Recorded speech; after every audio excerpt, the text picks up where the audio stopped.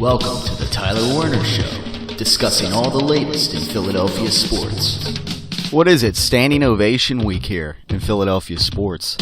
Oh yeah, let's give Nerlens Noel a round of applause, ladies and gentlemen. A standing ovation when the Sixers end up beating the Mavericks by 42 points.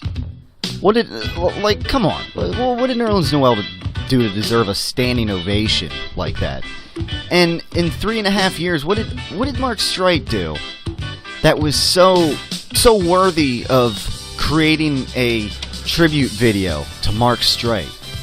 Like, is that the best we're doing here in Philadelphia? It's sad.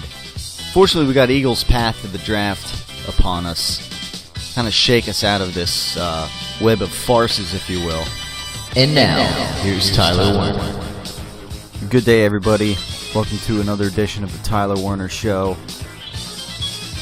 As we are, again, it's the path to the NFL draft is really where we're at after a busy couple of weeks, I guess, with free agency kind of dying down and everything in regards to that. We have the NFL draft coming up in just a tad over a month now, the end of April. And until then, yeah, I mean, Flyer season is winding down. A year without the playoffs, without quite a step back from last season. Disappointing. Sixer season is also winding down, but it's often interesting for those who tuned in the last week, as we had a couple of homecomings, one for the Flyers and one for the Sixers, as we all know. Nerlens Noel on the Dallas Mavericks after being traded. Basically, the Mavericks come in, and Mavericks are still vying for a playoff spot in the Western Conference, although they're on the outside looking in. Sixers, out of nowhere, kind of ruined that homecoming for Nerlens Noel, as they beat the Mavericks 116-74. And essentially, I mean, biggest win by the Sixers since 2008. And are you kidding me? Yeah, largest margin of victory since beating the Milwaukee Bucks 112-69 on January 30th, 2008, almost 10 years ago. So, where the Sixers pulled this out of, I don't know. Especially without Joel Embiid or Ben Simmons. Basically, Dario Saric leading the charge as a viable Rookie of the Year candidate, along with Joel Embiid. Now, however you make the case, when Joel Embiid played far less games, whereas Saric basically played the whole season, yeah, I guess this is up for debate. But the question on my mind is, with this standing ovation that was given to Nerlens Noel, and this tribute video that was made for Mark Streit with his homecoming to Philadelphia after 3.5 years, is this overblown or what? Like, I remember a couple of years ago, for instance, when John LeClair and Eric Lindros were inducted into the Flyers Hall of Fame, and Eric Desjardins was another guy, and those you look at those kinds of players for the Flyers who had definitely an impact, and even those players, even those players on that Flyers team, from the mid 90s into the 2000s. You know, LeClaire had a 10-year run with the Flyers. Desjardins, about the same. Lindros a little shorter than that, but those were guys that had an impact on this team. And they went to two Stanley Cup finals, but ultimately they didn't win a Stanley Cup. But that kind of sets the bar, I think, where as far as honoring players like that, having a tribute night. Now, it's different because Desjardins, Lindros, LeClaire, when those guys were inducted and they weren't playing anymore. They were retired.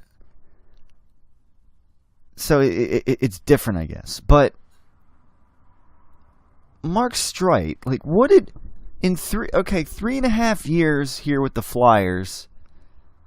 What did he and the Flyers do in that 3.5 year span? Like, what incredible impact did he have? Like, seriously. They didn't win any playoff series. Like, yeah, a couple playoff appearances, but nothing substantial that would warrant a tribute video. And Nerlens Noel, I mean, again, what? Like, some people would joke, like, oh, well, he deserves a standing ovation for putting up with the tankathon and the whole process thing. But that's just being cynical. Seriously, what did he do? Like, what did he do? He was a good player. You know, not great, but what did he do that he comes back for the first time a few weeks after being traded, he gets a standing ovation? What have the Sixers won or done? What kind of major impact did he have that warrants that? Seriously. Like, are we reaching here?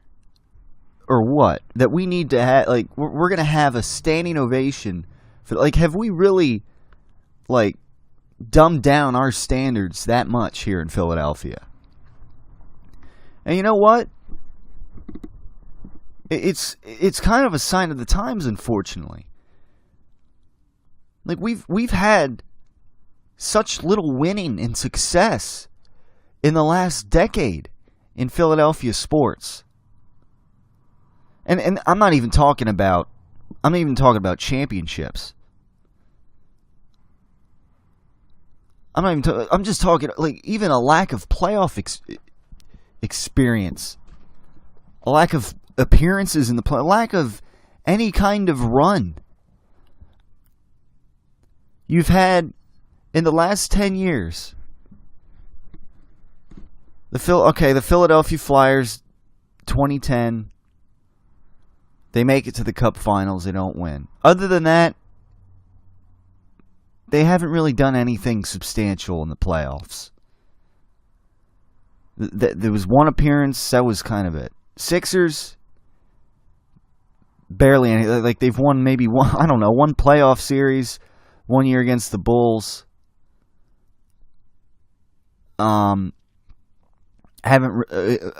especially the last several years, with the tankathon and yada yada. Really haven't done anything. Phillies, again, the 2008 World Series championship appearance after, but then there was that decline, you know, the few years after that, and the last several years have obviously been pretty mundane. And the Eagles, need we say more? They haven't won any playoff games since 2008. For crying out loud, that's when Donovan McNabb was still quarterback here for the Philadelphia Eagles. I'm embarrassed. So, and you take mostly the last 5-6 years where there hasn't been like any playoff victories or anything. Again, barring, with the exception of maybe that Sixers playoff victory before, things kind of started to implode and they had to blow it up and start over again. We've barely had anything the last half a decade. And has that affected the fan base, Philadelphia sports fan bases, to the point where we're having a tribute video for Mark Streit? We're giving Nerlens Noel a standing ovation? While the Sixers, who have nothing to play for the rest of the season at this point, are beating them 42 points nevertheless. Which, that's fine and dandy. I don't care anymore, whether they win or lose at this point, whether they tank further, if, we're still going with that, or I don't really care at this point. On to next season. But my God, I just don't understand it. All I can say is that it's sad that we're giving these guys standing ovations and tribute videos. It shows how poorly these organizations have done, or how far they have fallen. Because I can't sit here and say right now, I know some people will disagree with this, but I can't sit here and say that even though the Sixers right now are, what they are,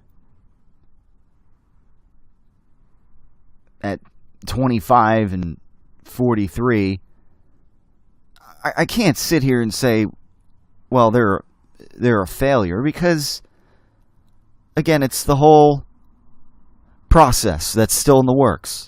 Trust the process. Thank you, Joel. Trust the process. And Doug, yeah. Like, right now I can't sit here, because I understand how they're doing it.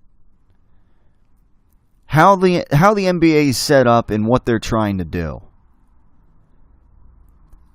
Next year,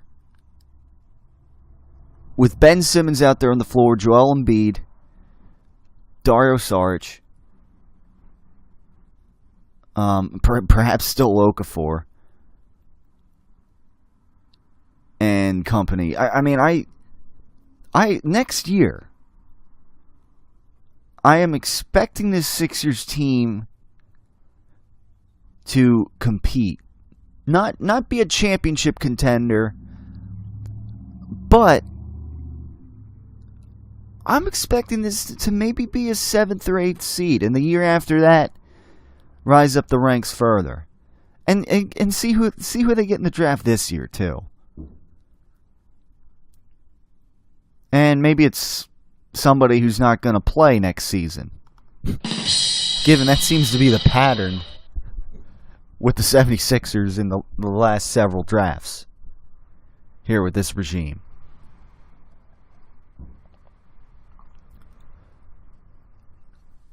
Now, if the Sixers, they start next year, they're not ascending, then, that failure talk might start setting in. Or if in 2 years this team is, God forbid, still not in the playoffs, then we got a problem. Joel Embiid if he's not playing next year, Ben Simmons, they're barely playing next year, we got a problem. But the Flyers are 4th in the pecking order here. But still, they haven't, this season was a disappointment. And I wasn't expecting a boffo year out of them. I wasn't expecting them to be any better, really, than they were last season. But, I was expecting another, maybe 7th, 8th seed playoff appearance. I was at least expecting that, maybe, Gostisbehere was going to be a little bit... He's taken a step back. And Claude Giroux, Jake Voracek, these guys, they're just not...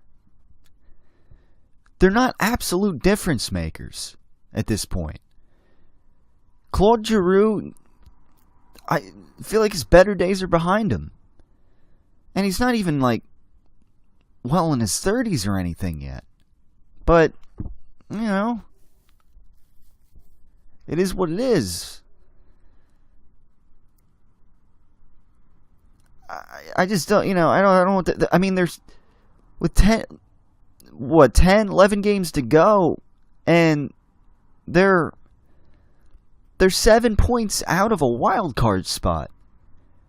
That's disappointing, to say the least. They've taken a step back.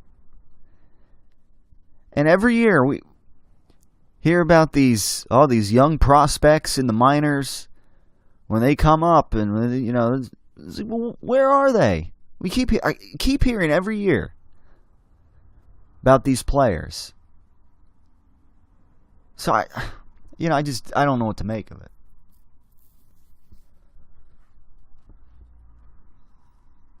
I don't know. It's time to make some changes with the Flyers. I would say more so the roster. I don't know if it's all in Dave Hackstall here, but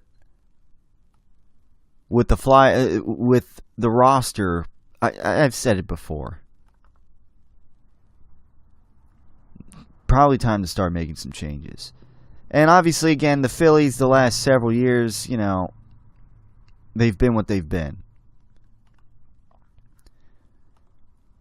We've had really nothing in the baseball world, and it was just, the whole descent with the Ruben DeMauro and the way things were getting done with the Phillies, and again, they're in that building mode the last couple of years once they got rid of him, Ruben DeMauro.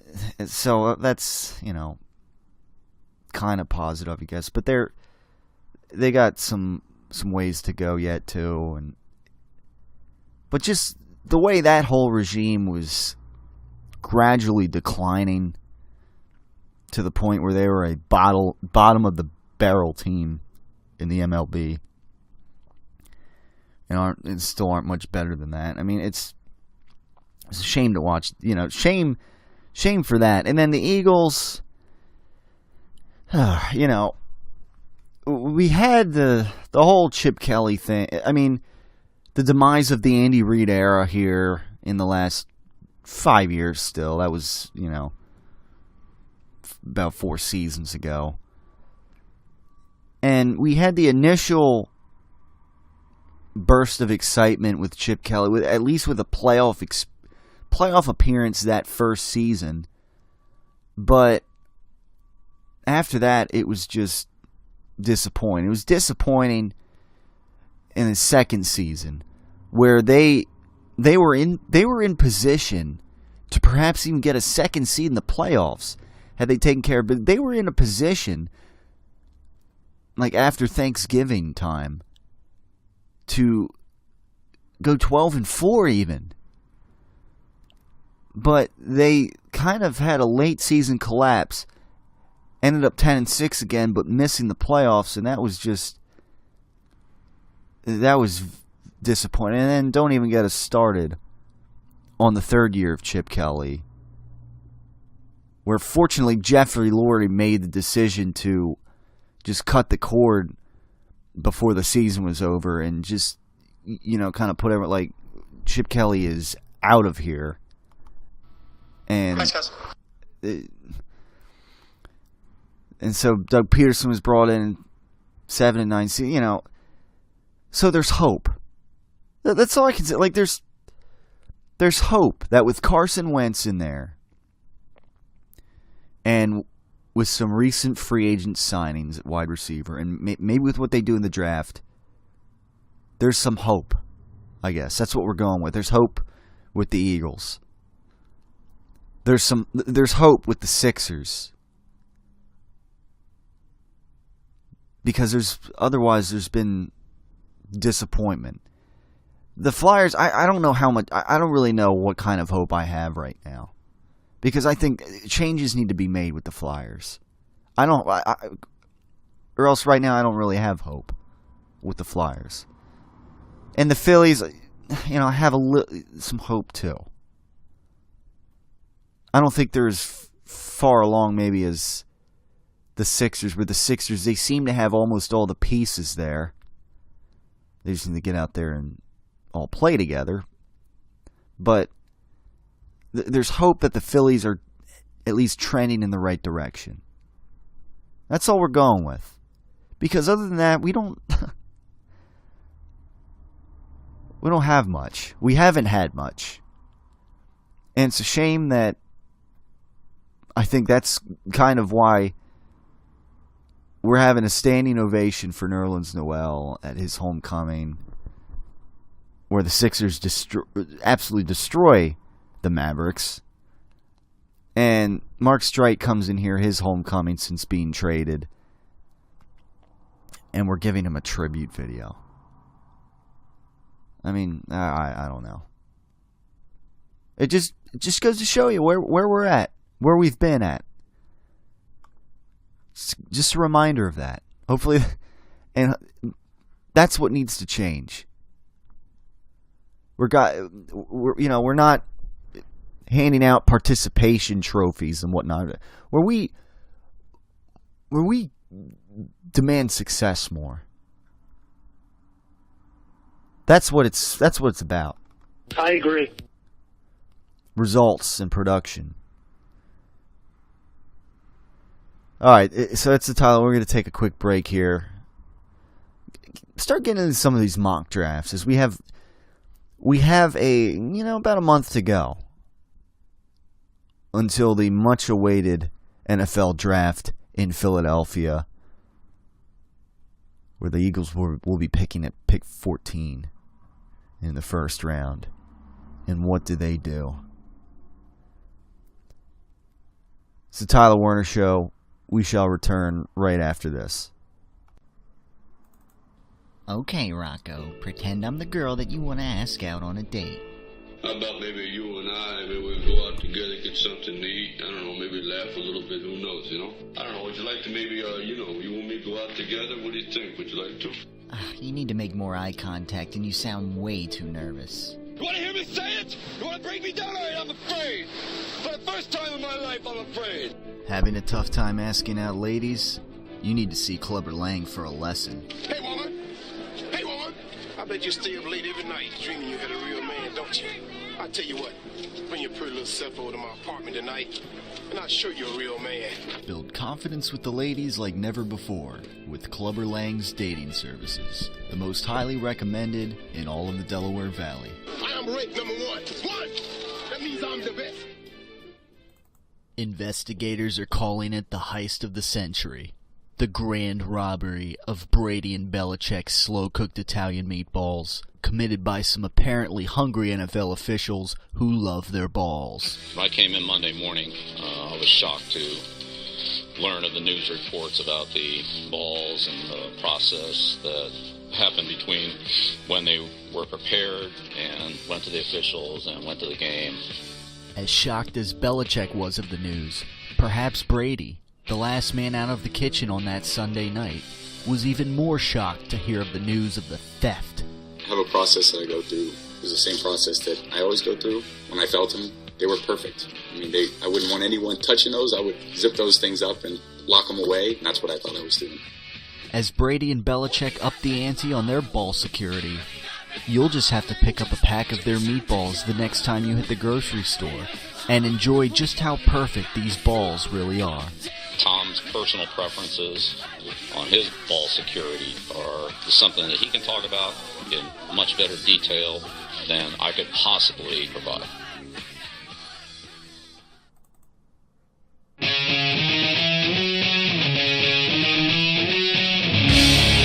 And we return on the Tyler Werner Show as we are kind of counting down to the NFL draft, about a month away. And we are in the midst of, baseball season starting up shortly here for the Phillies. And Flyers season winding down. Sixers season soon winding down as well. Flyers 7 points out of a playoff spot. Definitely a disappointing season, without question. I mean, 7 points behind the Toronto Maple Leafs, who are looking like they're going to get that last wild card spot unless something else changes. Just for fun, like the Flyers' remaining schedule, and the miracle that it would have, it would take for them to make the playoffs this year.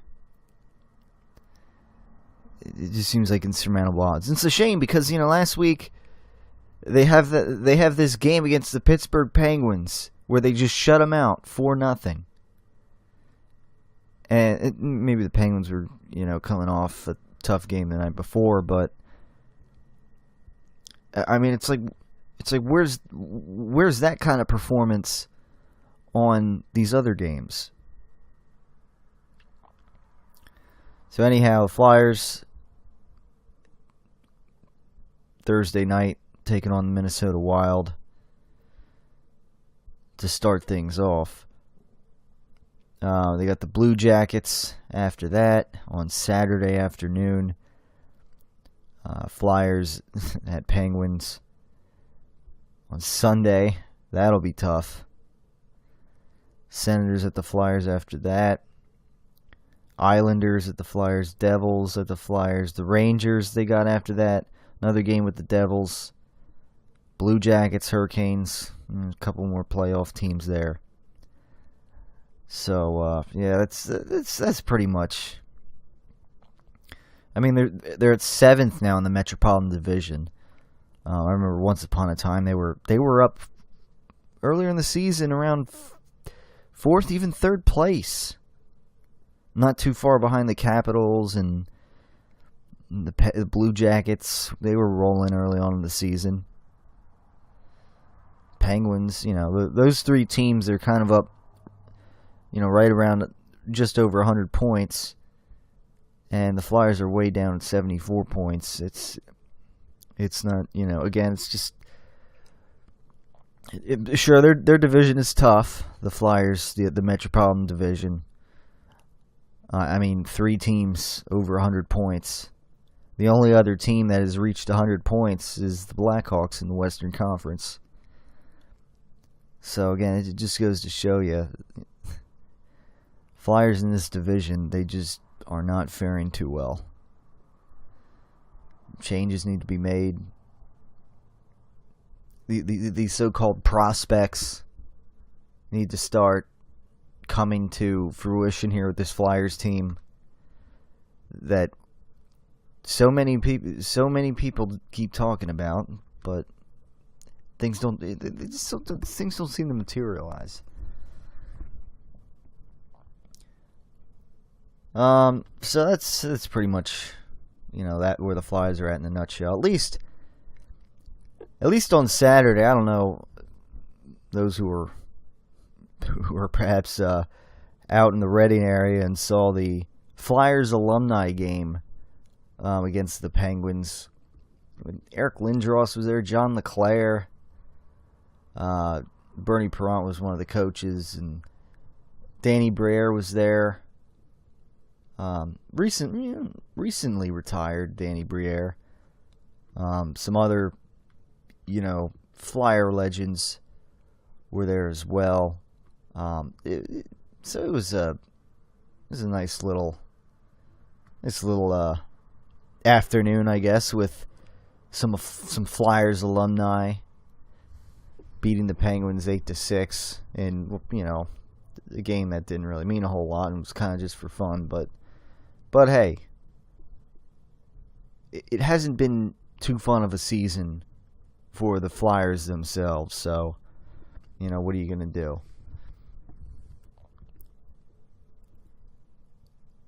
All right, so we start getting into some of this mock draft talk that we have here. As we have these mock drafts that are really going to start unfolding in the next few weeks, in the next month, as we get closer to the real draft itself. And of course, at the top of the list with these experts is the Mel Kiper mock draft. And his 3.0 mock draft has just recently come out. And I think the question on everybody's mind, Eagles fans' mind, as far as how do they approach this draft, who do they get with their first pick at number 14? It's ultimately, do they get a cornerback? Or do they get running back Dalvin Cook? Now, no matter what, you take the best cornerback available, okay, yeah. You take Dalvin Cook, yeah. Even if you happen to take Mike Williams at receiver, any of those three positions that you address, I'm fine with. Now, you don't necessarily have to take a wide receiver with that first pick, now that you got Alshon Jeffrey here and Torrey Smith.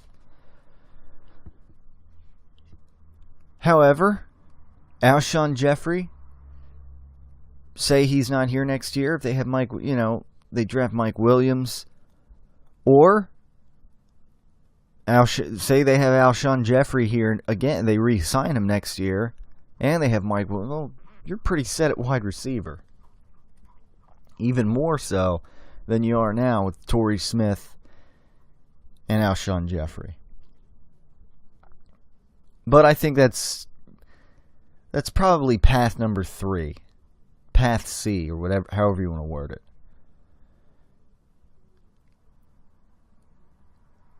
You get Dalvin Cook. Some people are against this because there's this idea that first round, except for maybe Ezekiel Elliott last year, first round running backs are normally not the best option. You can get a running back later on in the draft and second and third round, and yeah, the Eagles, they could if they wanted to, but and some people are suggesting that Dalvin Cook's stock is dropping a little bit after the combine. However, the way I look at it, Dalvin Cook, he's a 3-down running back. He's straight up number 1. Maybe his combine wasn't as I don't know how it wasn't as similar as to, I guess, his on-field performance in college to what he's shown on the field. I mean, LaShawn McCoy, he didn't have the best combine either. But he certainly turned out to be a pretty good selection at running back.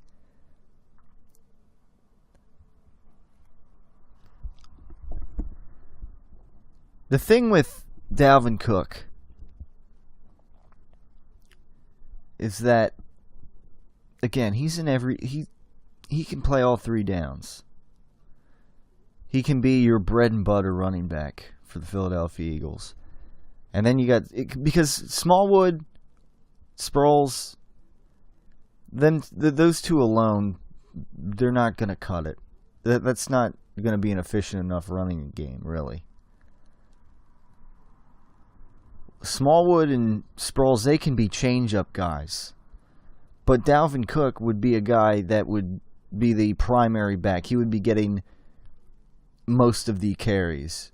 And out of the backfield, he's shown that he can catch some balls.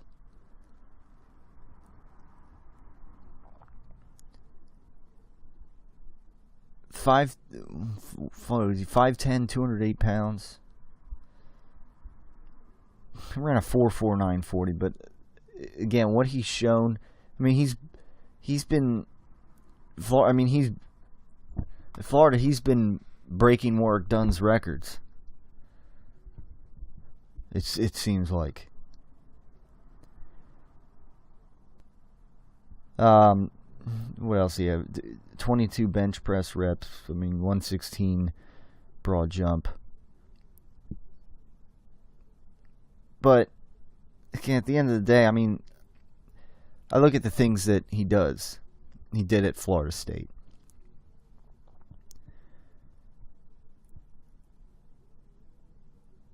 He's been productive against top-ranked competition.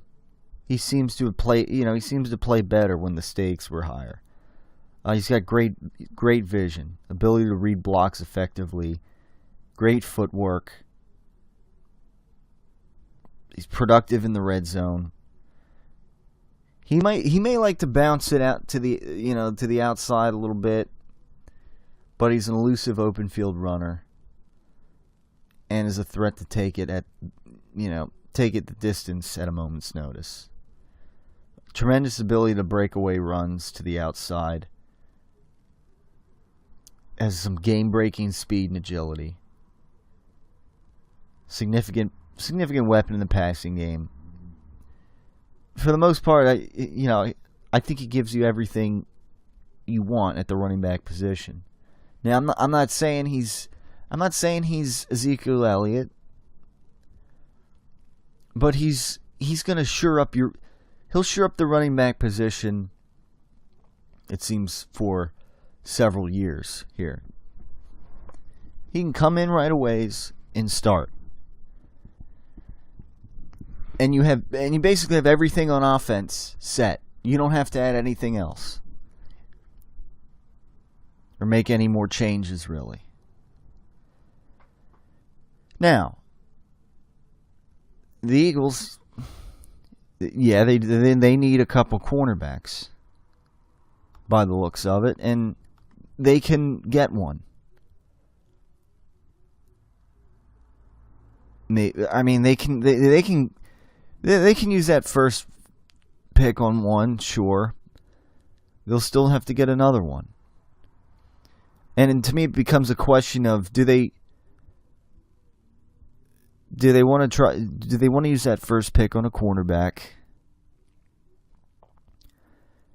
There might be a few taken before the Eagles pick at number 14. So it's relying on taking the best one available, or the one that they feel is the best one available. And then maybe in the second round, they take a running back but please not Dante Mixon. All right? I agree. That's whoever chooses Mixon after what he did. I mean, you just can't. We've been through this before. With the Greg Hardy incident a couple of years ago, and whoever else has been, we've talked about on the Tyler Werner show, with domestic violence and violence on women. You just can't. You can't hit a woman. You're a man. You can't hit a woman. You can't do it. Doesn't matter if she spits on you. You can't do it. You can't hit a woman. That's the bottom line.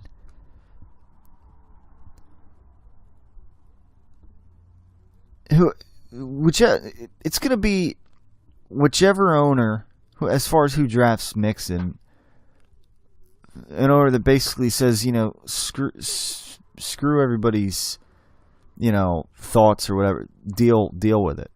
I don't know if that's Jeffrey Lurie. You got to open your heart. But I don't want, no. I don't want that being a distraction.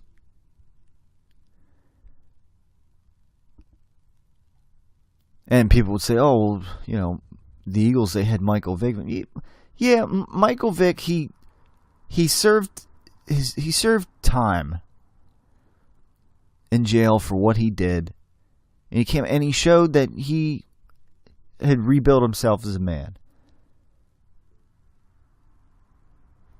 I don't know, I don't know if it's hard to compare things here, but right now I'm not feeling Dante Mixon getting drafted here and being running back. I'm just kind of putting up with that on the onset here. I mean, with Riley Cooper a few years ago, the Riley Cooper incident, I mean, that was bad enough. We had him on this team only because Macklin went down and they were desperate to have him, desperate for a wide receiver. So, but that's a whole other story. Dalvin Cook, though, I'm all for them taking it number 14. And you have one side of the ball all shored up. Offensive line, quarterback, receiving core, tight end, of course. And you got a running game. You're all set on offense. And you know what? If you can run the ball better, that helps out the defense too. So that's, and the Eagles actually, I mean, there was only one instance last year where they allowed more than 30 points, if I'm not mistaken. So, now they weren't the best defense, sure, by any means, but there's something to be said for that. And I'm hoping that maybe Fletcher Cox shows up a little more this year, because they could certainly use that pass rushing help that sometimes lacked last season. And maybe second round they go cornerback. So they could really shore up offensively. They do that, and they can still have maybe still get a decent cornerback in the second round. Maybe not as good of one as they'll get in the first round, but I'm feeling Dalvin Cook. Do mock drafts have the Eagles maybe taking Dalvin Cook? Mel Kiper? We'll get to it on the other side. Right here on the Tyler Werner Show. Stay tuned for more right after this, ladies and gentlemen. It's no big news flash that many people, you included, eat as a way to medicate themselves. You can choose to worry about it or not. You can choose to panic about your situation or not. It's clear what you must do in order to make important changes. 5 letters here. RELAX. Relax. We're going to be okay. In order for you ever to effectively figure out and map how to get to where you want to go, you have to first know exactly where you are starting. RELAX. Relax. You have to be willing to change what you're doing. You can change your behavior.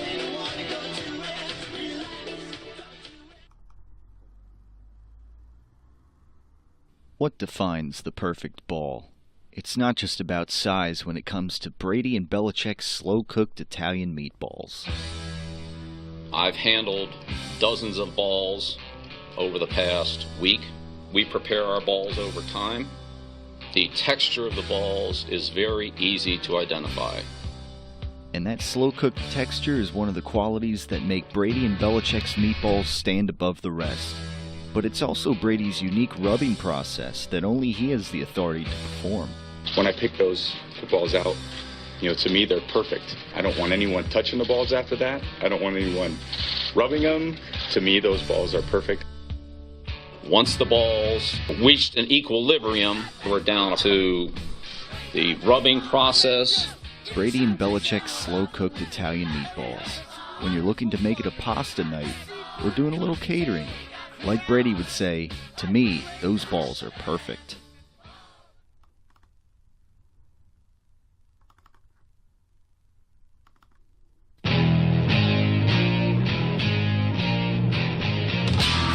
Yes, ladies and gentlemen, we're back on the Tyler Werner Show. Speaking of Brady and Belichick, just Tom Brady for that matter, of course his Super Bowl jersey was found that was missing since the after the suit was swiped out of the locker room and missing for a while. And yeah, Tom Brady, the Mexican media got a black eye out of it, and yeah, I mean, he was one of those things. He was looking for his jersey after the game, and it just disappeared. But supposedly, and I mean, there was the FBI was on this, and an assistant U.S. attorney, and it was found outside of the United States. Spanish language newspaper. He had recently resigned from his position there, and his jersey was going for like $500,000 is about an estimated worth of it. Which is just, crazy, but you can kind of see why. Given it's Tom Brady's Super Bowl jersey after winning his 5th Super Bowl.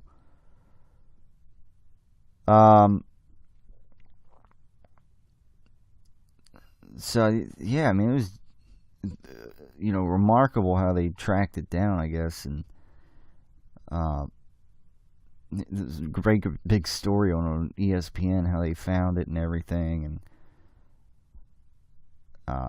you could go all right down through here, but yeah, authorities recovered 2 Tom Brady jerseys, including one,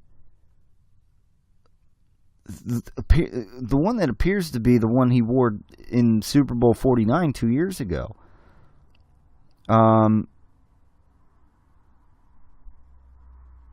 So I guess they found both of them, if I'm not mistaken. I don't know. I'll have to look more into it. I only heard it I only just briefly skimmed through it and the missing jersey, but Tom Brady's jersey, I guess, out of the hands of someone that it really didn't belong to. To me, those balls are perfect. And yes, so I guess some order restored on that. So anyways, getting back to the mock draft. The Mel Kiper 3.0 has come out. And according to him, he has the Eagles at pick 14, passing on Dalvin Cook. With Dalvin Cook actually slipping down to selection 29, where the Green Bay Packers would choose Dalvin Cook. And the idea is Cook's stock is dropping a little bit, as Kiper explains. He didn't test amazingly at the combine. A couple of shoulder injuries at FSU have worried teams, and not many teams in the first round need running backs. But falling to Green Bay here would be considered a great value pick. Green Bay needs a back, and will take one at some point. Converted receiver Ty Montgomery is really all Green Bay has now. And Cook at 5'10", 210 pounds, is one of the best home run hitters out there. Cook gives Aaron Rodgers and the offense some help in the passing game too. I came close to giving Green Bay another player here, Oklahoma's Joe Mixon, who is surging up draft boards and might be one of the most talented in the entire draft class at running back. Mixon was notable he has notable off-field issues, and some teams will take him off their boards because of that, but I expect him to be picked by the end of the second round. So, Cook, according to Kiper, did I say Dante Mixon earlier? I think I did. Joe Mixon. But anyhow, the Eagles basically passing on Dalvin Cook, and according to Mel Kiper, Cook falling all the way to 29 at the Green Bay Packers.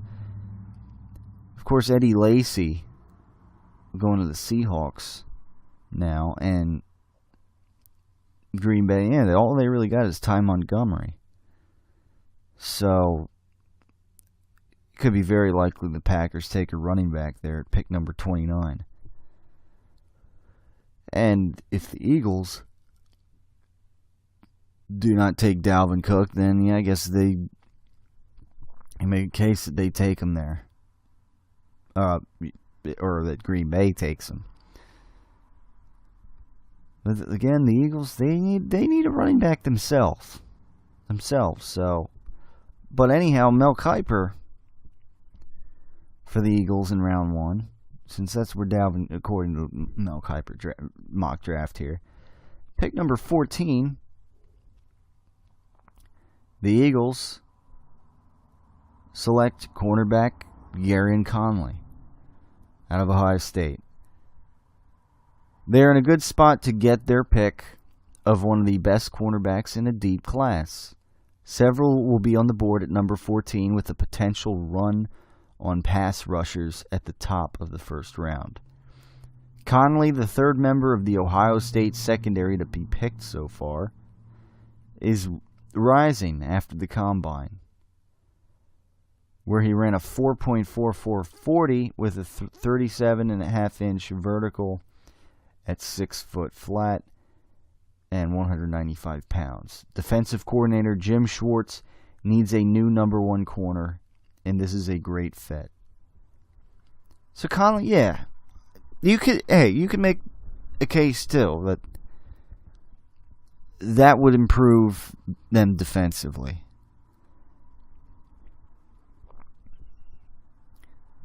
But again, and then they could get a running back in the second round. I don't know how surefire he'd be compared to maybe Dalvin Cook. And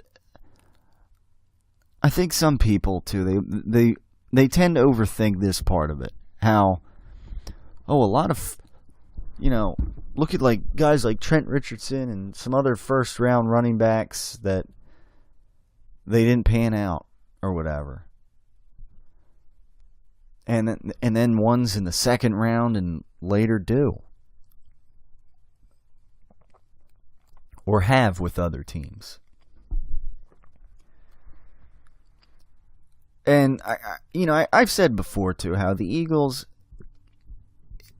it would help. I mean, it would help if they could like some teams have, where they find a Richard Sherman late in the draft, or or with New England and what they find in the draft, where they find these gems in the 5th, 6th, 7th round. I mean, Thomas Rawls, he wasn't slated. He's a pretty good selection. He wasn't just, and I got that. But in this case, it's one of these things where you watch what he does on the field in game tape, and that might give you a better, idea of how he projects to the NFL, and maybe why he's, being evaluated highly, why he's projected to maybe go that high. I mean, Ezekiel Elliott last year, we saw that. Cowboys chose him. League-leading rusher. Could see he was a special running back. And the whole thing, first round might not pan out. You know how that goes. And you can't think of it that way. You see what he does on the field. And again, with the whole combine thing too, aka the Underwear Olympics. I wouldn't look way too much into that either. I was wearing tighty whities back then. Yeah, the Underwear Olympics. Again, LaShawn McCoy, he didn't have the best combine, but he turned out quite fine when he was here with the Eagles. I mean, that's pretty much the bottom line. Yeah, they might be able to get a good running back in the second round too, but it's not as surefire, I think, as taking Dalvin Cook. You can pick more confidently if you take him. You can't think there's a lot of running backs in the past and taking the first round they didn't pan out, and I wouldn't look at it that way.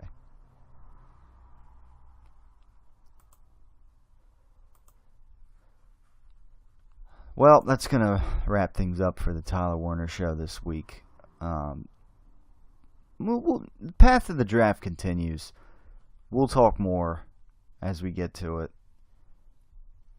As again, it's unfortunately the most talkable thing with the Flyers this week was, a Mark Streit video that they had for him on his homecoming,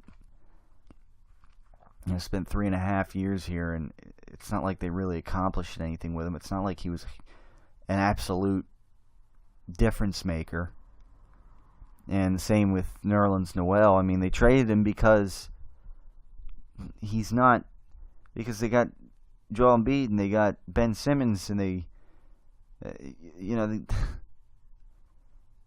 got better players ahead in the pecking. Give him a standing ovation, and the Sixers go beat him by 41 points or whatever that night. I mean, I don't know. So unfortunately, that's all that we really had there, other than the Flyers missing the playoffs this year and taking a step back. So next week we'll talk more, and soon we got Phillies baseball coming as well. So we'll look forward to that and discuss right here in the Tyler Werner Show as always. Everybody have a great week. Maybe a little more spring-like weather on its way. And we'll talk to you next time on the Tyler Werner Show.